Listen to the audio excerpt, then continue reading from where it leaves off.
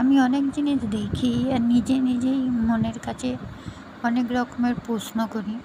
ওরই মধ্যে একটা জিনিস হলো, আমরা আমাদের ছেলে মেয়েকে অতিরিক্ত পরিমাণেই ভালোবাসি, ওদেরকে কিছুই করতে দিই না, সবই হাতের কাছে এনে দেওয়ার চেষ্টা করি।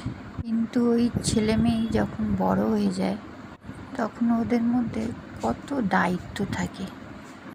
তার মধ্যে আমি আছি, আপনি আছি, সবাই আছে। ওই মেয়েই বড় হয়ে কারোর বাড়ির বউ হয়ে যায়, তার উপরেও কত দায়িত্ব থাকে।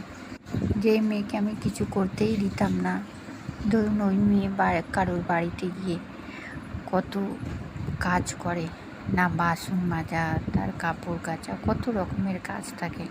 সবই দায়িত্ব যদি ঠিক করে পালন করে তবেই হয় সেই মেয়ে বাড়ির পছন্দসই বউ।